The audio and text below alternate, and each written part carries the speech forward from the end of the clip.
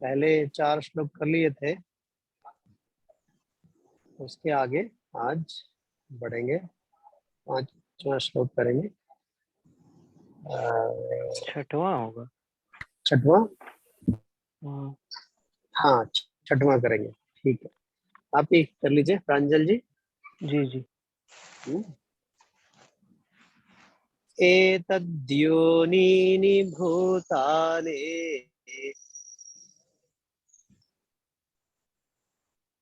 एतद्योनीनि भूतानि, एतद्योनीनि भूतानि, एतद्योनीनि भूतानि, सर्वाणीत्युपधारय सर्वाणीत्युपधारय, सर्वाणीत्युपधारय, सर्वाणीत्युपधारय, सर्वाणीत्युपधारय। यू का ऊ जो है ना वो ह्रस्व है, वो दीर्घ हाँ, उच्चारित हो रहा है आपसे, है ना? एक बार सर्वाणीत्युप सर्वाणीत्युपधारय, करेक्ट। सर्वाणीत्युप हम्म, सर्वाणीत्युपधारय। हम्म। अहं कृत्स्नस्य जगतः अहं कृत्स्नस्य जगतः, अहं कृत्स्नस्य जगतः, अहं कृत्स्नस्य जगतः, प्रभवः प्रलयस्तथा प्रभवः प्रलयस्तथा, प्रभवः प्रलयस्तथा, प्रभवः प्रलयस्तथा। एतद्योनीनि भूतानि सर्वाणीत्युपधारय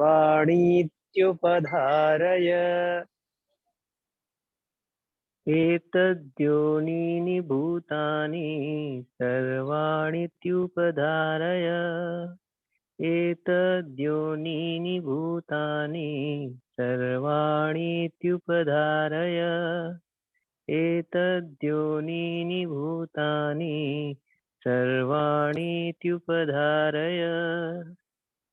अहं कृत्स्नस्य जगतः प्रभवः प्रलयस्तथा अहं कृष्णस्य जगतः प्रभवः प्रलयस्तथा, अहं कृष्णस्य जगतः प्रभवः प्रलयस्तथा, अहं कृष्णस्य जगतः प्रभवः प्रलयस्तथा। एतद्योनीनि भूतानि सर्वाणीत्युपधारय अहं कृत्स्नस्य जगतः प्रभवः प्रलयस्तथा एतद्योनीनि भूतानि सर्वाणीत्युपधारय, अहं कृष्णस्य जगतः प्रभवः प्रलयस्तथा, एतद्योनीनि भूतानि सर्वाणीत्युपधारय, अहं कृष्णस्य जगतः प्रभवः प्रलयस्तथा, एतद्योनीनि भूतानि सर्वाणीत्युपधारय, अहं कृष्णस्य जगतः प्रभवः प्रलयस्तथा। तो हमने कल बात की थी, भगवान ने क्या बताया था, परा और अपरा प्रकृति के विषय में बताया था। भूमिरापो नलो वायु खम मनो बुद्धिरेव च अहंकार इत्ययं में ये अपरा प्रकृति हो गई। जीव भूताम महाबाहो येदम धार्यते जगत, ये परा प्रकृति हो गई। ठीक है, तो अब यहाँ पर क्या बता रहे हैं, परा और अपरा प्रकृति बताने के बाद कि एतद् योनीनि भूतानि सर्वाणि भूतानि एतद् योनीनि इति उपधारय। मतलब जो संपूर्ण प्राणियों की का कारण है, संपूर्ण जगत का प्राणियों का जो कारण है वो क्या है, मेरी यही दो प्रकृतियों के संयोग से संपूर्ण प्राणियों की निर्मिति होती है। है ना, जो अष्टधा अपरा प्रकृति है और जो जीव परा प्रकृति है, इन दोनों के संयोग से सब प्राणियों की उत्पत्ति होती है। ठीक है, फिर क्या कहते हैं, अहम कृष्णस्य जगतः प्रभव प्रलयस्तथा, और मैं, अच्छा, चूंकि ये परा और प्रकृता अपरा प्रकृति परमात्मा की है, भगवान की है, तो लॉजिकल डिडक्शन क्या निकलता है, कृत्स्नस्य जगतः प्रभवः प्रलयः अहम, संपूर्ण संसार के प्रभव और प्रलय, प्रभव माने उत्पत्ति और प्रलय माने विनाश कह सकते हैं, या गायब होना, प्रकट होना और गायब होना। तो संपूर्ण संसार के प्रकट होने और अप्रकट होने का कारण भी मैं ही हूँ, ये भगवान बता रहे हैं, है ना। क्योंकि सबकी निर्मिति, कल हमने देखा था कैसे संसार जो है ये 5 तत्वों और 3 सूक्ष्म तत्वों मन बुद्धि अहंकार और जो एक्सपीरियंसर है जीव, इन दोनों से, दोनों 8 वो और एक ये नवों से मिलकर बनता है। इसी को अध्यात्म में क्लासिकली कहीं कहीं प्रकृति और पुरुष कहते हैं। जो 8 है वो प्रकृति है, और जो नौवा है जीव भूतान जीव एक्सपीरियंसर, उसको पुरुष कहते हैं। और पुरुष और प्रकृति से मिलके सब संपूर्ण संरचना होती है। भगवान यहाँ क्या कह रहे हैं कि ये प्रकृति भी मेरी ही है, मेरा ही स्वरूप है 8 तरह का, और ये पुरुष भी मैं ही हूँ। तो एक तरह से संपूर्ण संसार की प्रकटीकरण अप्रकटीकरण या प्रभाव और प्रलय, उत्पत्ति और विनाश मेरी ही वजह से होता है। ये तो छठवा हुआ। Let's go to 7th। प्रकाश आप करेंगे? जी भैया।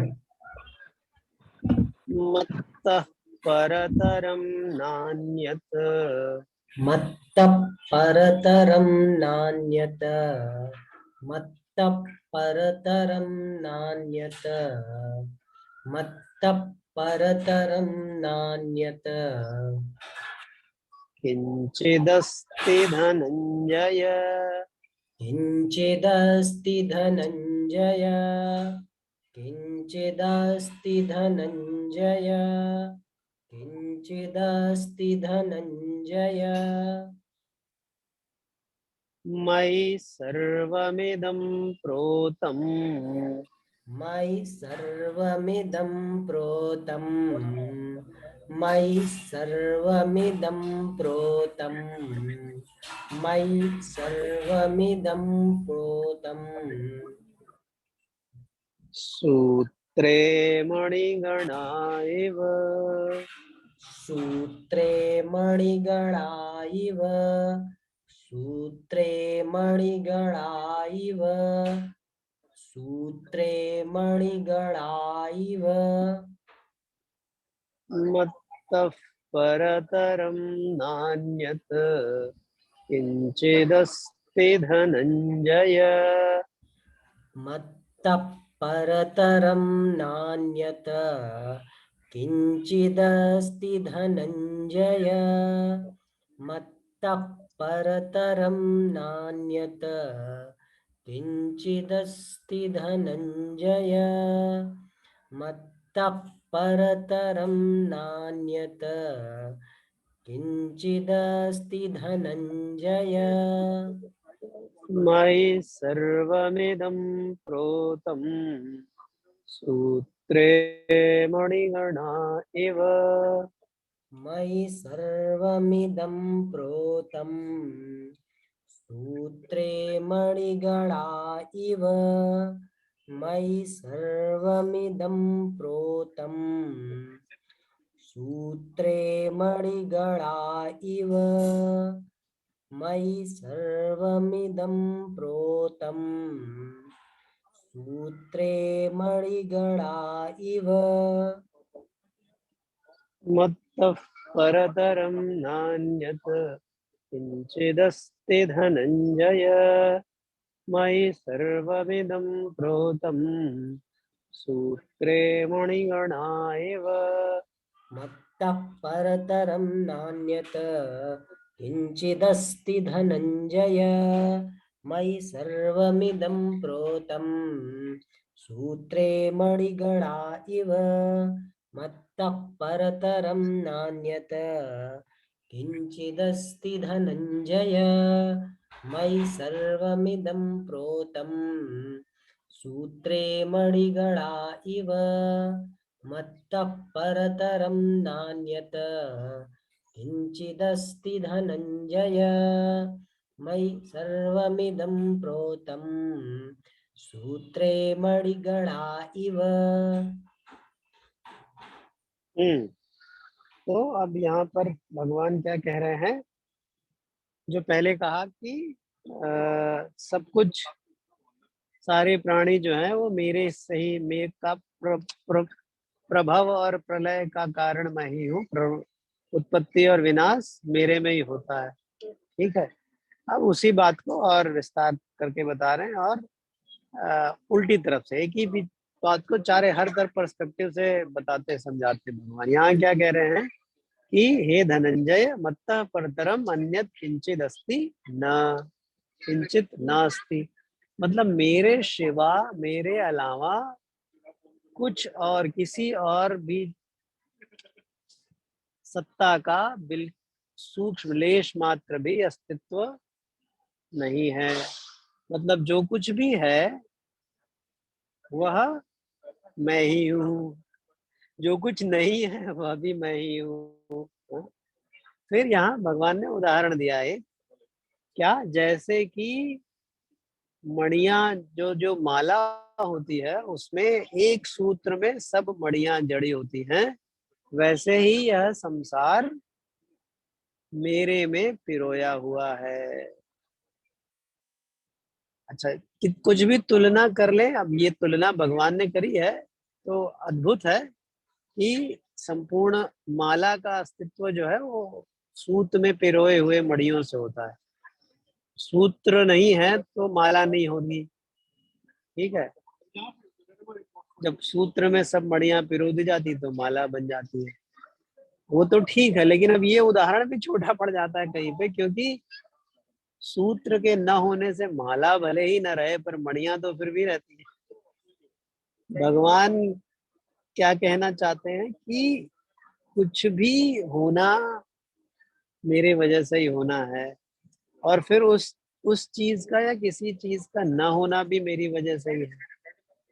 और उत्तम उदाहरण जो वेदांत के शास्त्रों में मिलता है, बहुत सारे उदाहरण मिलते हैं, बड़ी सारी शिष्यों को समझाने के लिए अनेक अनेक गुरुओं ने अनेक अनेक उदाहरण दिए हैं। जैसे बोलते हैं कि तरंगा स्फेन बुदबुदा, संपूर्ण संसार का अस्तित्व वैसे ही है जैसे सागर में लहरें हैं। जैसे लहर होती है वैसे ही सब प्राणी या सब अस्तित्व है संसार का।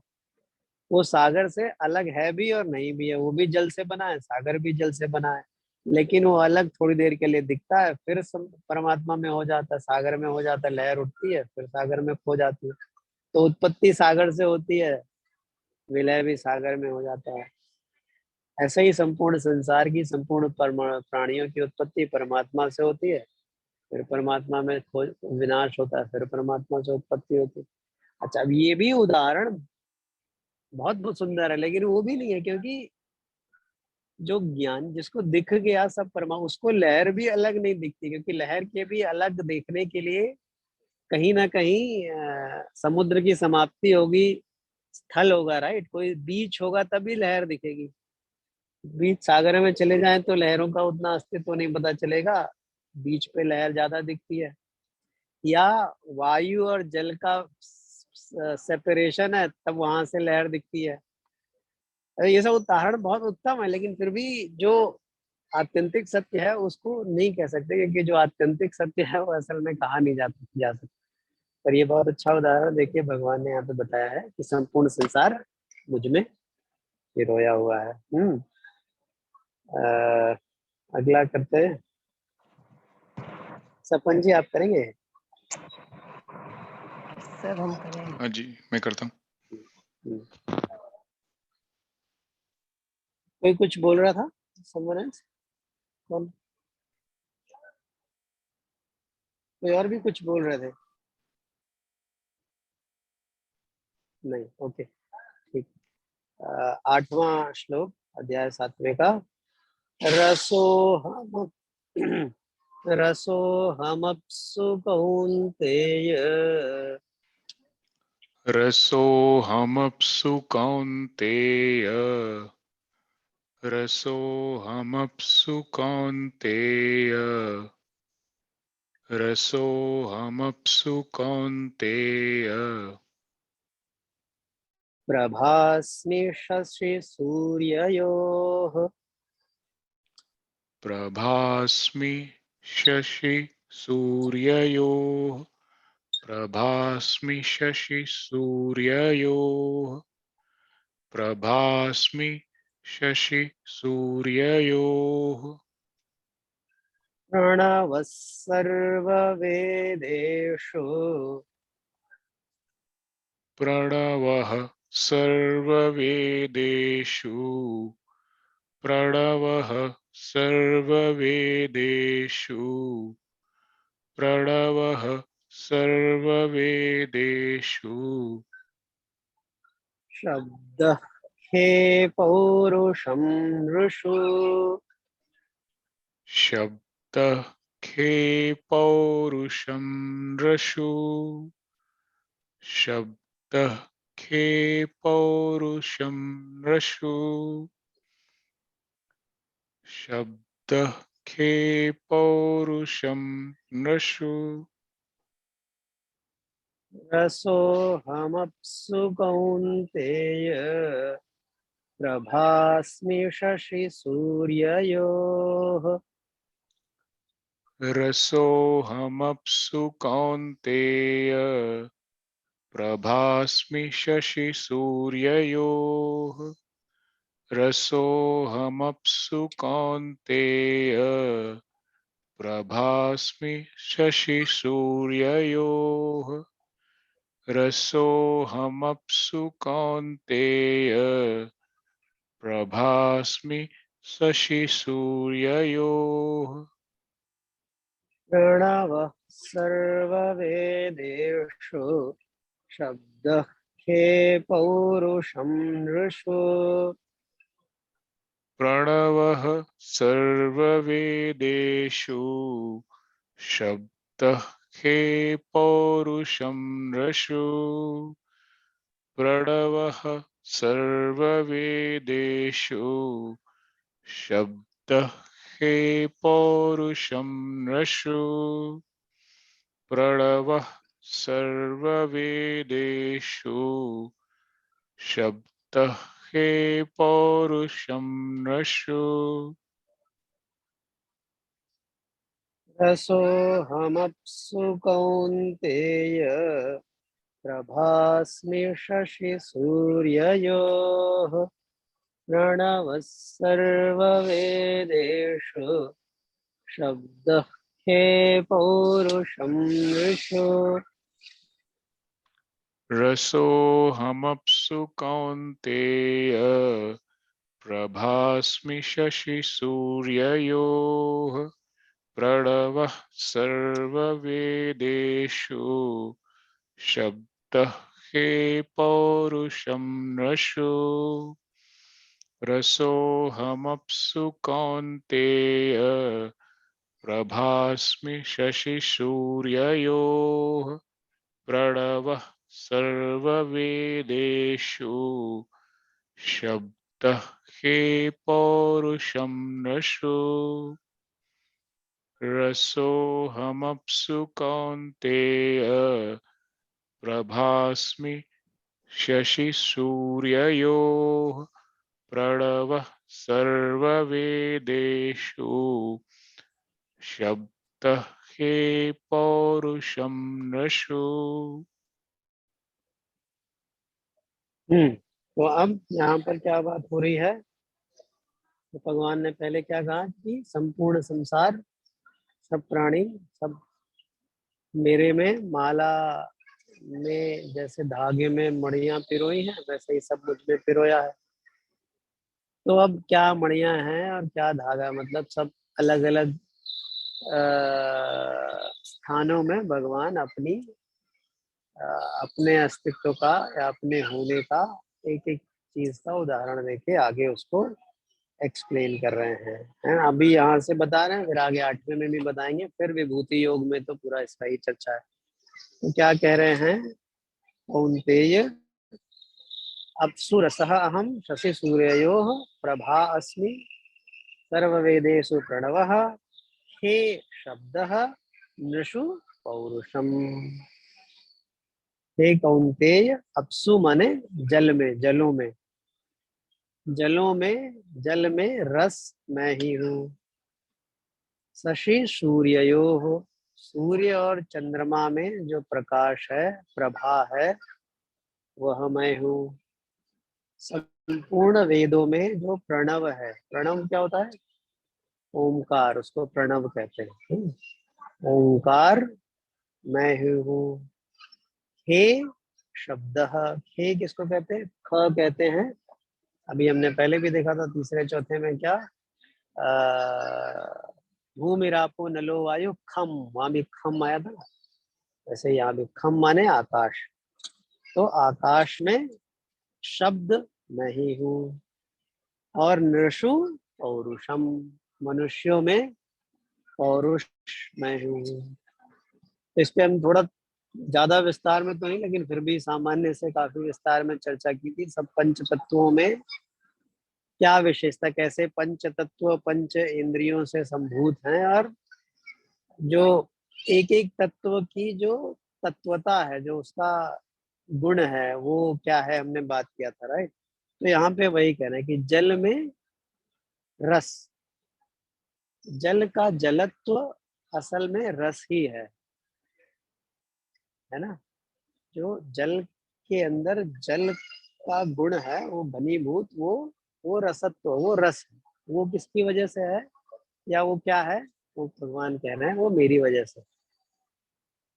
और अगर रस नहीं है तो जल नहीं होगा। तो एक तरीके से जल मैं ही हूँ, लेकिन भगवान ये नहीं कह रहे कि जल मैं हूँ, जल का जो जलपना है, नहीं समझ रहे, जो जल के अंदर जलपना है वो मैं हूँ। और क्योंकि, और आगे क्या कह रहे हैं, शशि सूर्य यो, सूर्य और चंद्रमा में, चंद्रमा का प्रकाश तो वैसे भी सूर्य का होता है, आप तो हम सब जानते हैं विज्ञान।